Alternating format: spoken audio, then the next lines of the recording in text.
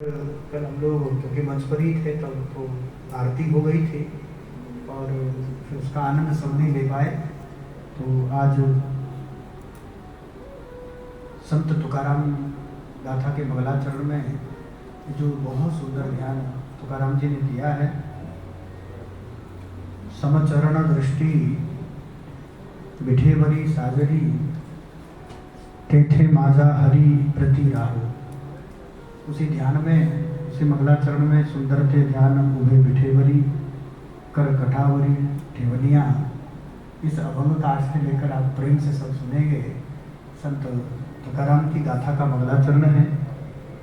तुलसीचे हार गला कांसे पीताम्बरा, वो जो बराह पीड़म नटवर बपू कर्णयो कर्णिकारम आदि जो श्लोक है, उसी का ही हिंदी, उसी का ही मराठी अनुवाद है और बहुत प्यारा मंगलाचरण में तुका मने माझे हैची सर्वस्व सुखा पाहिने श्रीमुखा आवड़ी। ऐसे संत तुकाराम जी के चरणों का आश्रय लेकर बहुत प्यारा भाव है, तो आप सुनेंगे अभी बिटिया स्नेहा की तरफ से। तो मराठी में मुर्गी कहते हैं, तो खूब प्रेम से आप सुनिएगा। स्नेहा सुंदर ते ध्यान उभे विटेवरी, सुंदर ते ध्यान उभे विटेवरी करकटावरी ठेवनिया, सुंदर ते ध्यान उभे विटेवरी, सुंदर ते तुलसी हार गया कासे पीताम्बर आवड़े अंतर एक ध्यान, मकर कुंडली तपति श्रवणी कंठी कौस्तुभमणि विराजित, तुका म्हणे माझी हेची सर्व सुख पाहिन श्रीमुख आवडीने, सुंदर ते ध्यान उभे विटेवरी, सुंदर ते ध्यान। बहुत सुंदर सुंदर के ध्यान उभे बिठेवरी करे कटावरी ठेवनिया।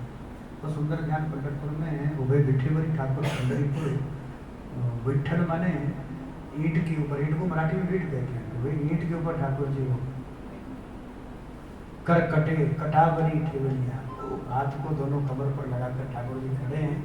इसी स्वरूप का दर्शन चिंतन संत तुकाराम कर रहे हैं। अब हिंदी में जो मन है वो सुनाना है ना, मराठी में तो हो गया ना, और भजन श्लोक जो मन हो रहा है ना वो सुनाते। कथा ही सुनानी है आज भी। हाँ चलो, ये अच्छा हो गया, हम सुनाते हैं रोज, सुनने की इच्छा होती है। तो चलिए सभी ध्यान से सुनिएगा और थोड़ी देर जरूर। आज मैं आपको विष्णु पुराण के समुद्र मंथन की कथा सुनाने जा रही हूँ। जब समुद्र मंथन हुआ तो आप सबको पता है कि 14 चीजें निकली। विष, कामधेनु, उच्चैश्रवा नाम का घोड़ा, ऐरावत नाम का हाथी जो इंद्र ने ले लिया, कौस्तुभ नामक मणि, कल्पवृक्ष, अप्सरा निकली रंभा, उसके बाद लक्ष्मी निकली, उसके बाद वारुणी यानी कि शराब निकली, फिर चंद्रमा निकले, फिर पारिजात का वृक्ष निकला, उसके बाद पांचजन्य नामक एक शंख निकला जो भगवान श्री कृष्ण के पास चला गया, और धन्वंतरी निकले, अमृत का कलश निकला। पता है सबको 14 चीजें निकली। अब मुझे ये बताइए कि ऐसे क्यों निकले? पहले विष निकला, फिर कामधेनु निकली। ऐसे भी तो हो सकता था कि पहले कामधेनु निकल आती, बल्कि ज्यादा अच्छा होता। पहले शराब निकलती तो भी कुछ होती, पर पहले कालकुट विष निकला। ये समुद्र मंथन मूलतः आपकी आत्मा का मंथन है। आत्मा क्या है? तो परमात्मा यानी कि समुद्र, और हम कौन है? बूंद यानी कि आत्मा। अगर हमने अपनी आत्मा का मंथन ठीक से कर लिया तो हमारे अंदर से ये 14 चीजें निकली। पहला रत्न कालकुट विष, यानी कि अगर आपने अपनी यात्रा के पथ में दुनिया का उपहास, दुनिया की निंदा, इसका विष पी लिया और आगे चले तो यात्रा प्रारंभ हो गई। ये पहला रत्न। अपयश बहुत परेशान करता है, निंदा बहुत दुखी करती है। और अब सोशल मीडिया के ज़माने में तो निंदा और प्रशंसा दोनों ही बड़ी तेज़ी से फैलती हैं। ये कालकुट विष है अपमान का, यह जगत की निंदा का विष है। अगर आपने इसे जीत लिया तो पहला रत्न आपको प्राप्त हो गया। अगला रत्न जो आ रहा है उसे भी आप देखेंगे। अगर आपने इसे जीत लिया तो आपको क्या प्राप्त होगी? कामधेनु, यानी कि आपको प्रतिभा की कामधेनु मिलेगी। जब चाहा प्रतिभा का दूध निकाला और जगत को पिला दिया तब आपको प्राप्त हो गया। तीसरी चीज क्या निकली होगी? अब आपको प्रतिभा भी मिल गई। तीसरी चीज निकली समुद्र मंथन से उच्च श्रवा नाम का घोड़ा, यानी कि आपने जगत की निंदा से भी खुद को बचा लिया कि लोग क्या कहेंगे, और आपने प्रतिभा को भी साथ लिया कामधेनु के रूप में। तो फिर आपके संकल्प को ऐसी गति मिलेगी जैसे उच्च श्रवा नामक पंख जड़े हुए घोड़े के माध्यम से मिलती है। और अगर आपने संकल्पों को गति दे दी तो चौथी चीज क्या निकली थी? ऐरावत हाथी, यानी कि आपके संघर्षों के ऊपर आपको एक जगह मिल जाएगी कि अब आप ऊपर बैठ गए। हाथी की क्या गति है?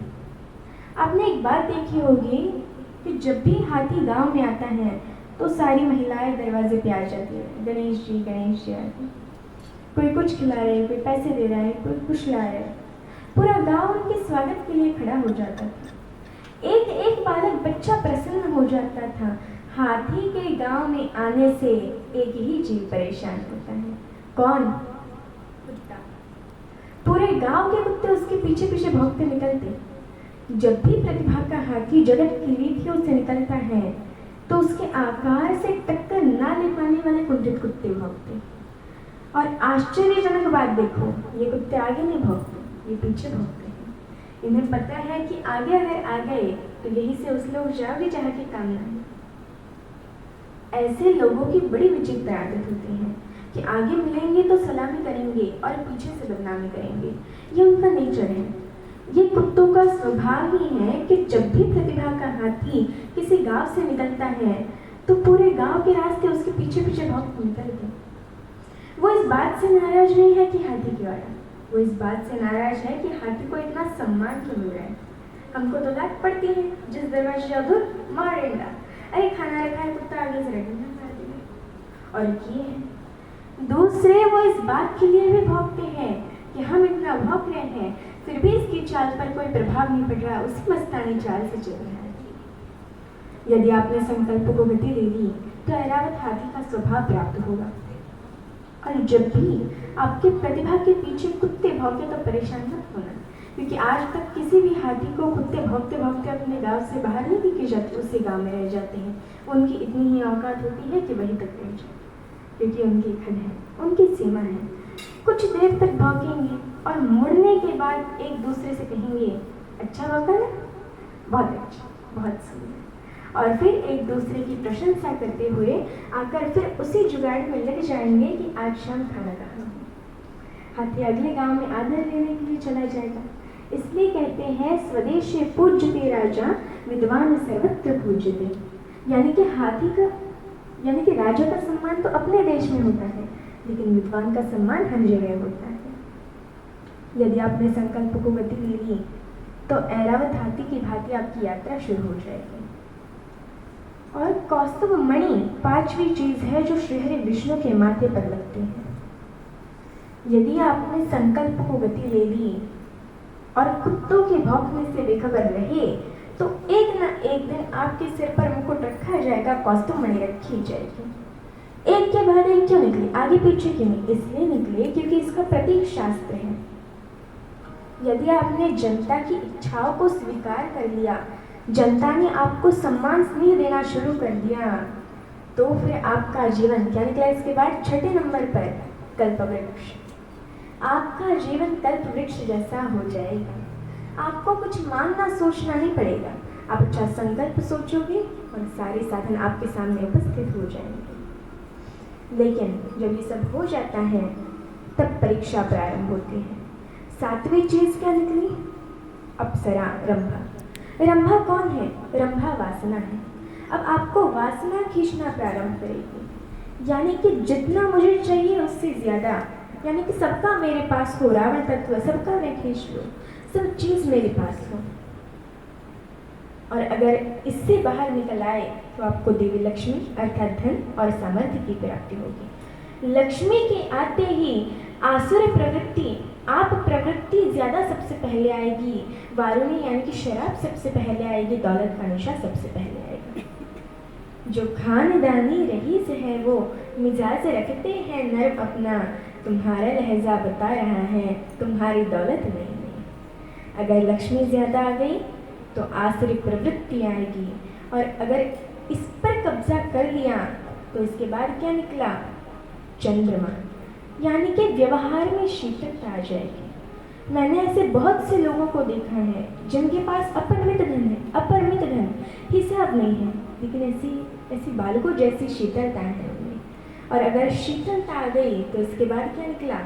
प्राजक्ता, यानी कि पारिजात। आपके कर्मों की खुशबू सब तरफ फैलनी शुरू हो जाएगी। इसके बाद क्या निकला? पांचजन्य, यानी कि उद्घोष। पूरे विश्व में आपकी कीर्ति फैल जाएगी कि क्या अद्भुत आदमी है। और इसके बाद निकलेंगे धन्वंतरी अमृत का कलश लेकर, यानी कि एक समय आपका ऐसा आएगा कि आप अपनी इच्छाओं से ऊपर उठ जाओगे। आपके धन में, आपके आत्मा में, आपके शरीर में, आपके जिज्ञा में ऐसा अमृत तत्व होगा कि जो दुखी आपके पास आए, आपके दरवाजे आए, उसका उपचार हो जाएगा, उसका जीवन सफल हो जाएगा। ये 14 रत्न। पर समस्या ये है कि तुम अपने धर्म ग्रंथों को पढ़ने रहे हो, तुम अपने बुजुर्गों के पास बैठने रहे हो, तुम अपने व्याख्याकारों में आस्था ले रहे हो, और फिर ये कहते हो कि हम कैसे भरोसा करें कि चंद्रयान ऊपर जाए। हमारी तुम्हारी हालत ये पता है? एक बुढ़िया का बेटा विदेश चला गया, विधवा बुढ़िया का बेटा, नौकरी करने के लिए। उन दिनों टेलीफोन्स थे नहीं। 1-2 साल तो बुढ़िया ने बेचारी ने काम चलाया। जब सब पैसा खत्म हो गया तो भीख मांगने लगी। 2-4 साल भीख मांगती रही। किसी ने बुढ़िया से कहा, अम्मा तेरा लड़का इतना नालायक निकला कि गया नौकरी करने और तेरी तरफ मुड़ के देखा नहीं। अम्मा ने कहा, नहीं ऐसा नहीं है, चिट्ठी भेजता है। बोले पैसे नहीं भेजता। बोले ना चिट्ठी भेजे ना पैसे भेजे, कुछ रंगीन से कागज भेज दे, मैं तो उन्हें सजा कर रख लूंगी, बच्चे ने भेजा। बोले क्या कागज है? अंदर गए, अंदर जाके देखा तो ड्राफ्ट लटके हुए थे 10-10 हज़ार के, और भीख मांग रही थी। लेकिन ड्राफ्ट होता है ये पता ही नहीं था कि इसी से धन निकलता है। इस देश के सनातनियों, तुम्हारे घर में करोड़ों के ड्राफ्ट रखे हैं धर्म ग्रंथों के रूप में, और तुम भीख मांग रहे हो। धन्यवाद।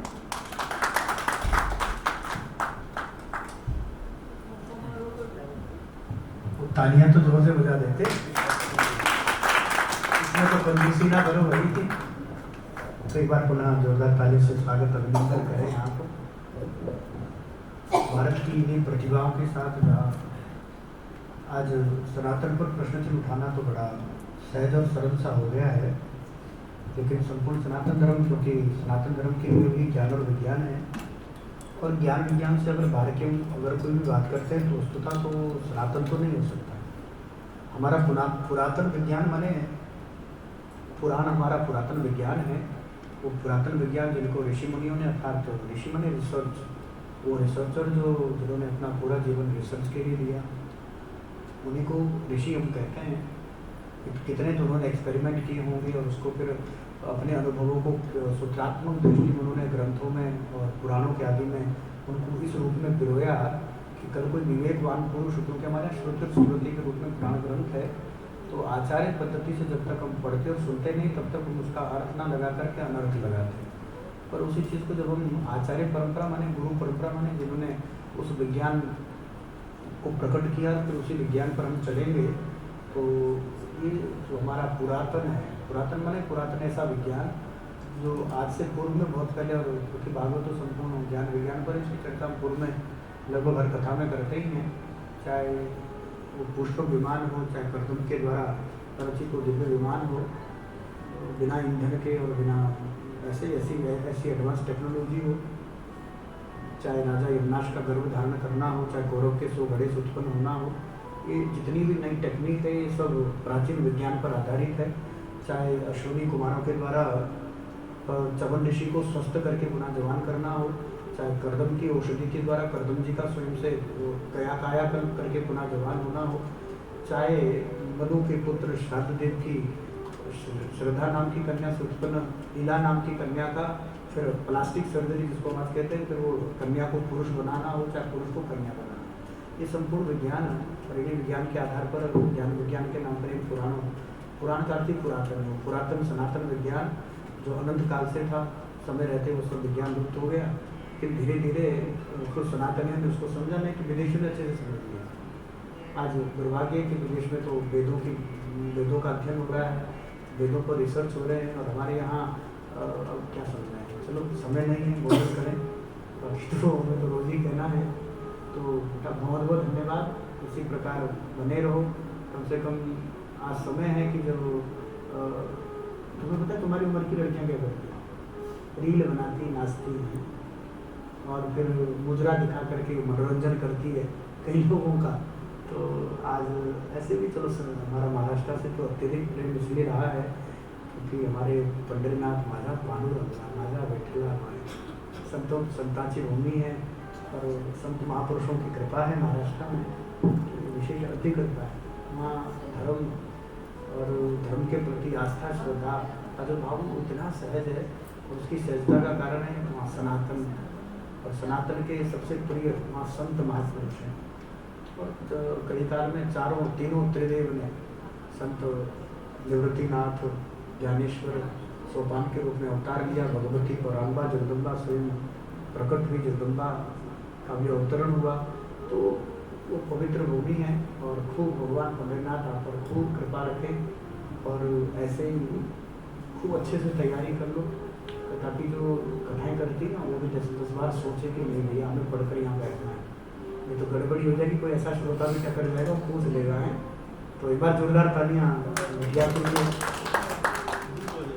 मराठी में बोलती कहते हैं। तो खूब खूब साधुवाद, धन्यवाद है। कल फिर सुना है, कल जाना है आप लोगों ने? परसों हाँ, कल फिर सुनाइए ना, कल फिर मिलते हैं इसी मंच पे। आरती आ जाओ।